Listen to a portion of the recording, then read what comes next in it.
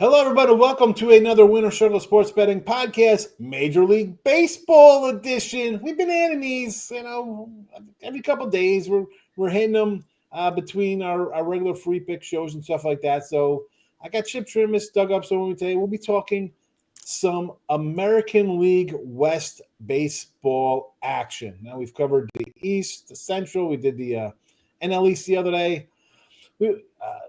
Again, folks, we'll put these out.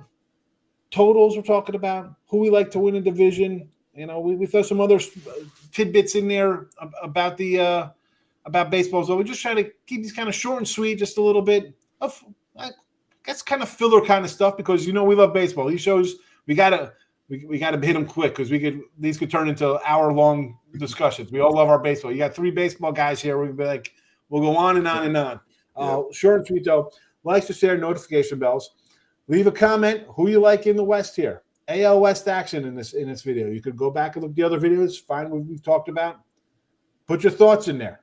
All right. The good news is that nowadays, the baseball totals, you can get them early, you can get them late, in season, World Series, all on and on and on. Not like the old days where it was, the season started, it's off the board. Right. Sorry, you missed out. It's in-game.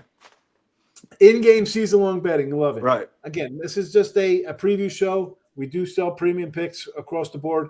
Right now it's college basketball, NBA, and NHL, but baseball will be here soon enough. Gamblers World on the sponsor. It'd be great if you want to go visit the site. Check it out. We do basketball articles right now with Doug Upstone. I'm sure baseball comes along. There'll be other things in there for baseball stuff going. So got you covered there. Again, that's premium site for premium picks. This is a nice little baseball video. We're not going to go crazy kind of selling you on a bunch of future bets for season-long baseball passes. But let's get into the AL West here, gentlemen. We're going to start here with the odds to win. Put them right up here first, and then we'll go on to the totals as well. You look at these numbers, not shocking here. We've had a couple of divisions where it's like, the White Sox, let's not talk about them. The Marlins, we're not going to talk about them. The Oakland A's, I think we're going to talk about them here at this number, plus 2,500. I think I can't believe they've got worse odds than the Angels. I'm guessing that's due to the fact that they're playing in a minor league stadium, but the Angels could be the bad team. They only lost 99 games last year. They didn't lose 100. The Rangers plus 190 and the Astros lead in the chase here plus 180. Now, gents, listen. We'll start with Houston here. I like Pence. I like Framber. I like JP France. They bring in Walker. They move Altuve. They're still trying to get an Arenado deal. I don't love them. Do they have probably the second best staff here to the Mariners? I mean, the Mariners I think are the cream of the crop when it comes to pitching in this division. Yeah. I don't like the Astros. I sort of like the Mariners based on the pitching. They still don't have anybody hit. I love Julio Rodriguez. My money here would be on the Rangers at plus 190. World Series 2 years ago. Last year started bad. They had 9 starting pitchers on the injured list to start. They never got going all over the place for nothing. The hitters didn't hit. The pitchers were so-so. I mean, a couple flashes, but they just could not get out of their own way. Turning the wheels, as we like to say here when we're in a little bit of a rut. The Rangers, to me, at plus 190 would be worth a shot. Because the Mariners, until I see them hit, yes, the best pitching is on the Seattle side of the ball here. Angels are just, we can make fun of them in a little bit. The A's, if you want to take the A's to be a surprise team, to maybe finish second or third, maybe at plus money, something like that, sure. But Rangers for me here. What do you think, Doug? What do you like in this one? Yeah, I agree with you. I mean, to me, this, trying to figure out the winner of this one, especially the top 3 teams, I mean, it's just going to blanket and throw it over and take your best shot at it. Okay. The thing with Texas, that if their pitching holds up, okay, and that's a big if, okay, with all these guys, they could win. They could win the division. I agree with you. I think their offense last year, they had a lot of injuries, and they also had guys that were also did not have very good years. So they were 18th in scoring. I think this offense has more than enough to get back and to be a top 10 offense. But it is going to come down to the pitching, and that's the thing you don't know. I mean, we talked about the Yankees the other day, is that if it all works, it's great. But you can also see a situation where literally the entire year, Texas could have two of their regular 5 starters on the DL or IL for an extended period of time. So that's the concern for me with them. Houston still, I initially, to be honest with you, I was actually pretty down on Houston. Like their season win total is, I think, 87.5. And I thought, there's no way they're going to get there. But when I just started looking at it more, I thought, this team, if you look at the 3 teams, they still have, even though they're not the team they were before, the best combination of offense and pitching than the other 2 contenders. So I would probably lean with Houston to win the division. I think that Texas is probably the safest play in terms of if you're looking at something beyond the favorite. And Seattle, well, we can talk about that in a little bit, but there's some other problems that I forecast there and can see there too. And again, Houston at 185, 190 for Texas, $2 for the Mariners. A coin flip between the 3. So find one you like and take a shot on it. Chip, you're gonna go top 3, or you're gonna go somewhere else? Houston won the division for the 4th straight year last year, and they only won 88 games. Doug, you said the win total this year is 87.5. That's what I saw. Yes. And you look at this. I don't. You guys are both high on Texas. I'm not. I'm really not. I know they lost Scherzer, and that doesn't mean all that much. The Groms had 9 starts in the last 2 seasons. Yep. 35 starts in 4 years. So you can't count on him at all. And Seager led the team in hitting last year. He had 278. And I think their offense is lacking. I really do. Eovaldi had the most wins. He was 10-7. I'm talking about Texas, of course. I'm not crazy about that, is what I'm trying to say. Houston, we've got Framber Valdez, of course, 15-7. But this Hunter Brown is electric. He had 179 strikeouts. He's got so much potential if he can throw the ball over the plate. They lost Bregman. They got rid of Justin Verlander, which probably won't hurt them. Now, you said it, but you didn't mention this specifically, Sean. Altuve's going to left field. And what's going on there? I mean, this guy's one of my favorite players in all of sports. He really is. I mean, he's 4-0, and he just hits the balls on top of the pitch every time. And now they're moving him out to left field. They hit, 297 last year, or, close to 300. And, he's still productive. I don't know why. Do they have a shortstop? Maybe you guys would know. It's coming up through the system that is so outstanding that they're going to move him out there, or a second baseman? They got to have some. I don't know of anybody, but yeah. I mean, they got somebody they want to wondering, do. It's a. But well, I'm sure that I'm sorry. So I'm sure the range aspect of his play has, probably. I think that has more to do. So his metrics, are no longer as good as what they used to be. And the other thing too, he's not getting any taller. So we got to keep that in mind. Okay. Now, remember, every year it seems like everyone's dark horse or everyone's selection other than the favorite is Seattle. And this team doesn't produce offensively. They had their catcher, of all people, was their most productive, 34 homers. And but they do have a staff. You said it. Their staff. I mean, Gilbert gives his WHIP is under 1. Wu, who's their 4th starter, at a 2.89 ERA, and you got Bryce Miller and George Kirby. That's a pretty good front 4. If they can get into the playoffs, they might be a threat. But they got to get there. That's the thing. The Mariners staff. Well, back to Altuve moving. That was based on they're trying to get Arenado to come. I know they got they picked up Paredes, right? They got Paredes. Who's the rookie they got from the Cubbies? Is having a nice break. Yeah, he was with Tampa Bay before. Pena, I like Pena at short. I think he could be a really good player. Okay. He's good. Altuve again. He's getting a little up there. He'll play. Listen, he wants to win. He's a game. He'll do what the team. And he's been nicked up a little bit the last 2 years. As a matter of fact, it's maybe the aging is part of that process as well. I saw someone put out again, it's spring training, folks. So I don't get too wrapped up in the guys having hot springs and cold springs and stuff like that. And it was on Yordi hitting 100 or something. And somebody put look at this. He's 27. He's washed up. He's 1 for 15 or something. And someone put, he's not only 27. He's 35. Because these guys with their lying about their age. I was like, oh boy. Altuve always starts slow. In June he's hitting 243, 260, and then he just gets into the warm weather. With 185 hits and a 300 average. It's crazy. Yeah. He's one of my favorites, even though he knew what pitch was coming. That rat. Yes, he did. Don't grab it to stay. Come on. Listen. That's for another time. Teams cheated and always look for an edge. That it was blatant. You can't say they didn't. They obviously 100%. Was it Glanville said, if you ain't cheating, you ain't trying hard enough. That's it. And, to their credit, though, they did what they did, and I certainly not condoning it. But then they did come back and win another World Series. Oh, you got to win. So, I mean, come so on. that kind of. I'm not saying it doesn't take away from what they did, but it obviously pointed to it. And if you look at the parallel between them and the Chicago Cubs, okay, winning championships back-to-back years, is that Houston's players continued to get better. The Cubs players never got better. Yeah, that was the difference between the two teams going forward. They peaked. The Cubs players peaked, and that was it. And so they got scattered all around baseball. Anyways, enough about the Cubs. See, Seattle.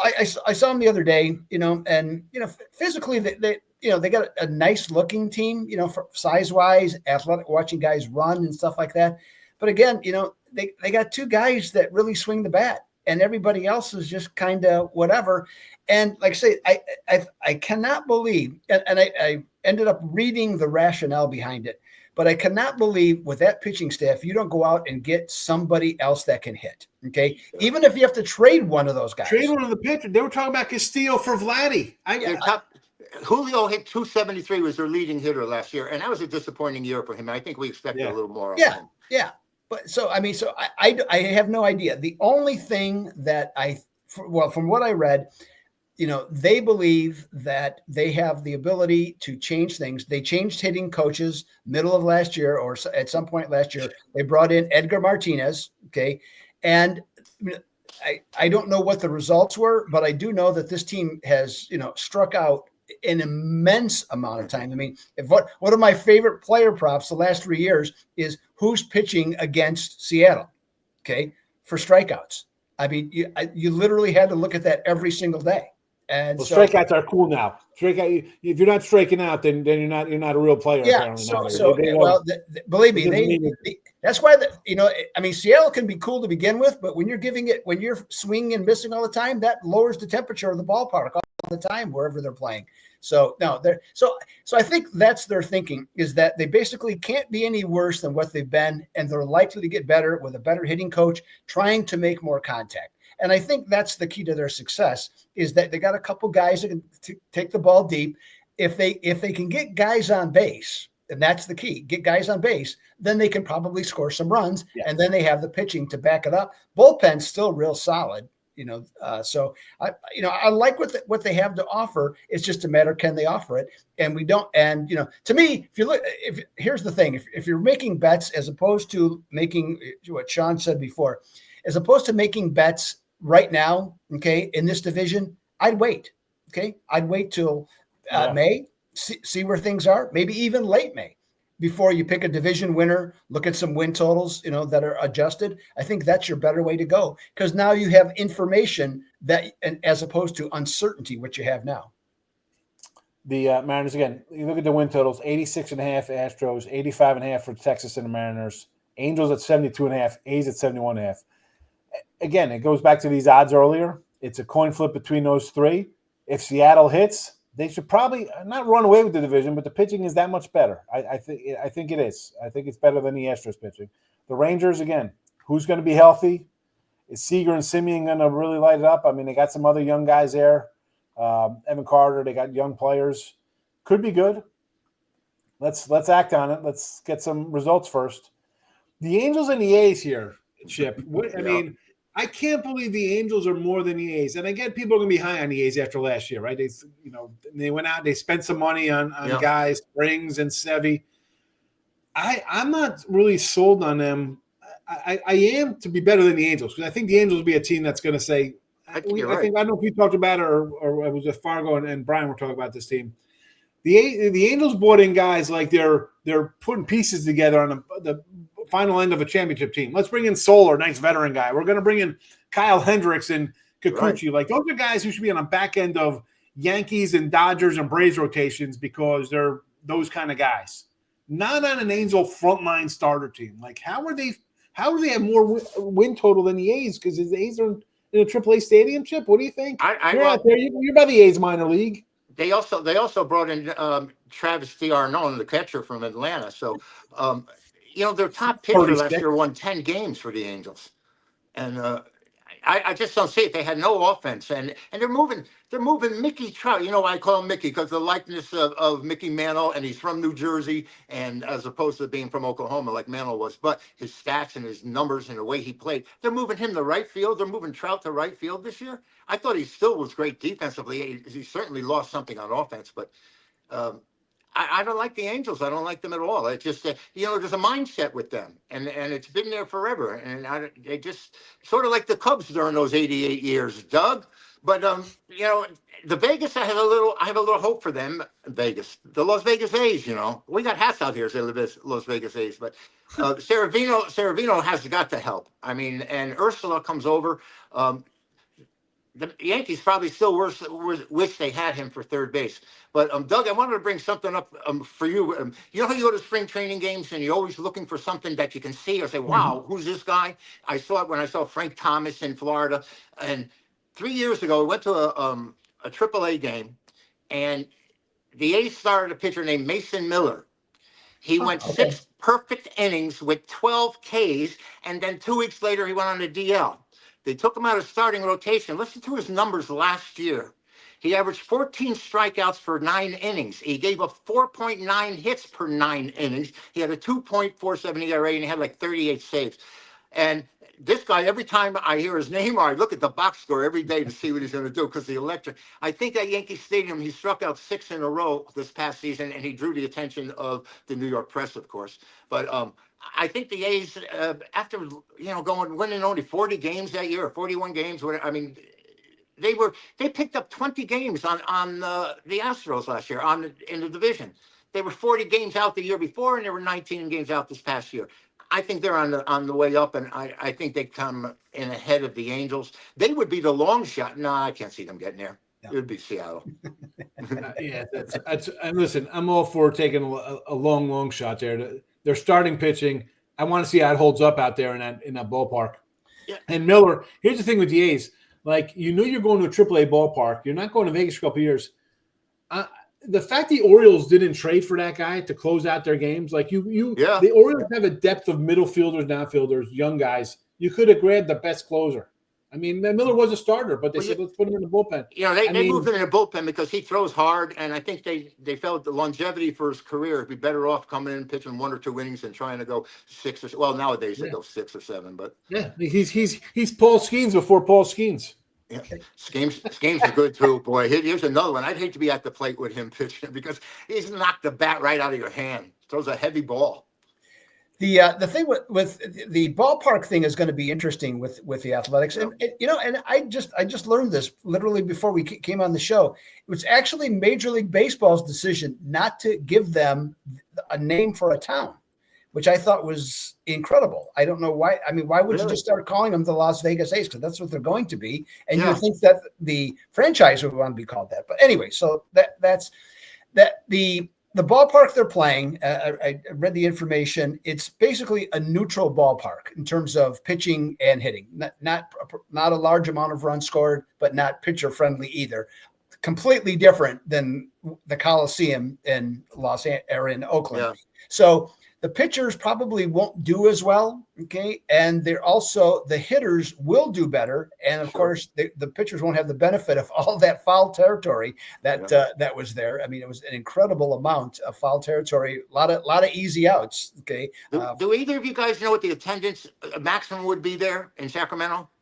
My guess, I don't know for sure, but I would say probably 12 to 14. Yeah, usually that's what it's around. I was just wondering, go ahead, Doug. I'm sorry. No, that's right. But like I said, the big thing though that's going to be really rough there is they play on AstroTurf, and in Sacramento in the summertime it's in a valley. 110. It's 110 on a regular basis. Yes, and if you know anything about AstroTurf, okay, it holds heat. So there's going to be some leg-weary guys on the Athletics as the season progresses. Wow! I saw the Angels. You guys were talking about the Angels. Everything I said, I agree with. I mean, they're not a good team. all the guys, they picked up guys with, that you've heard of, the Tim Andersons of the world, Solar, Moncada, those guys, but nobody's on the upside of their career. They're all on the downside of their career. So those are guys that be going to teams filling out rosters to try to push a World Series push. Those are Phillies and Braves and Dodgers and Padres guys. Yeah, you're veteran to come in off the bench and add a little something that he's not going to panic in the situation. Yes. But where are they going? They won 63 games. I'm surprised their win total was so high. You said 72. I mean, do you think there was a 10-game increase from last year? I don't know. I mean, Artie Moreno, if he isn't the worst owner in Major League Baseball, he's certainly in the top 3. Yeah. So the fact that you bring in Denard, Solar, McConaughey, these are all DH kind of guys. And Hendricks. He led the ERA. Didn't he have? Was he with the Cubs when he led the league in ERA? Yeah. He led the league. It was also one of the worst last year. Yeah. But I mean, you got a bunch of DH guys. Isn't it time? What do you think? Hey, Mike, we're going to put you at DH. We're going to try to keep you healthy so you're not running around the outfield. Right. You have a DH, and Mike Trout's paying $50 million a year, who hasn't been healthy, hasn't played a full season in the last 6 years? Yeah. 5. Why are you bringing in guys to take? He should be the DH. You should have. I don't know what they should do. I mean, I would have traded Ohtani and Anthony Rendon last year or 2 years ago, because he was at the Dodgers last year. I would have said, take both of them. I don't care what you give me back. You knew he wasn't going to sign Ohtani. You knew Ohtani wasn't going to come back. To exactly. But I would have got rid of him, and I would have attached Rendon and be like, you can give me a double. You give me a AAA guy. I don't care. Get clear Rendon's $115 million out of here, because then you know what? If Ohtani really wants to go to the Dodgers, he could have. But at that point, you would have cleared out $40 million for him from Rendon's contract, and you would have had the Ohtani money. You could have paid him $50-60 million. You had the money if you would have just traded. We got to put fans in the seats for the last month of the season. Are you kidding me? That's great. Who's coming out to watch your team now? Who's coming out to watch the Angels? And that's sad because Angel fans are great. I mean, they're very loyal. I've seen several games there, and it's an you have some good teams. I mean, listen, going back, Glaus, Salmon, Garrett Anderson. Yeah. Well, that's when they knew what they were doing. Yeah. I mean, Marino, I like to say, his impulses are just the worst. Okay. He spends money on all the wrong guys. Okay. You can go through the list. I'm not going to do it here. And then when he should spend some money, other times, then he won't spend a nickel. So, I mean, the guys, he's hopeless, and this franchise, as long as he owns it, I don't ever see anything changing. I mean, just the only, if you're talking about the over, and again, this is talk about wishful thinking. If Trout can be in the lineup in the everyday lineup, not necessarily playing in the outfield, but on the lineup card for 140 games, I think they could go over. Okay, I think there's enough there, especially offensively. They have to be better. Yeah, right? So 140 games, good luck. Oh, I know. I mean that's what I'm saying. I mean, the most he's played in the last 4 years is 119, and I think on average it averages out to be right around 70. I think you're better off if you think he's going to play that many games. You're better off just taking his MVP total at plus money, because he's going to get plus whatever he is for MVP. If he's playing 140, he's going to put up numbers, and that's why they're winning. Yeah, but the thing about you mentioned about him as an outfielder, his numbers as a center fielder have declined in terms of the range each and every year, and his arm is no longer as strong. Yeah. He fought it, and they acquiesced to him, but now he finally realizes that, hey, you know what? 33, going to be 34 this year. Time to make a move to help the team. All righty. That's our Angel bashing for the show. Sorry, Angels fans. We're just disappointed that a franchise can just go down the toilet that fast. That's ridiculous. This isn't – I don't want to bash other teams. It's not nice to do. Not nice to do. Especially you. You never do that. I mean, it's just, it's so unusual for you to do that. Those are the AL West. I think it's pretty much kind of up in the air here, folks. You see the odds, you see the win totals. You got 3 teams here that are all neck and neck.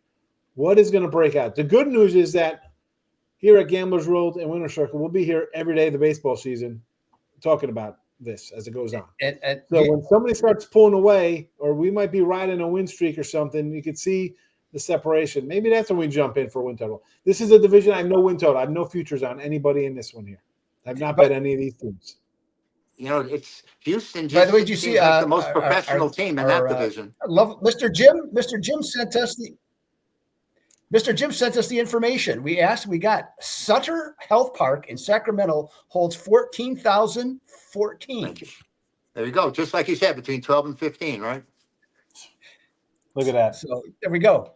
Thank you for that. I was wondering. It's a Jim came through in the clutch. All right. I hope we can make a few free throws in the clutch tonight. We're going to wrap up the AL West here. Be sure to hit the like, subscribe, put the notification bell on so you know when we finish up our little Major League Baseball rundown videos, but also when we post our daily videos, NBA, college hoops, soon to be Major League Baseball. We appreciate everybody watching. Mike Trout. Yeah, he was good. Take it easy, guys. Thanks for stopping by, everybody. Leave a comment who you like to win. I want to know. Thank you. Good afternoon, good evening, good night. Bye-bye.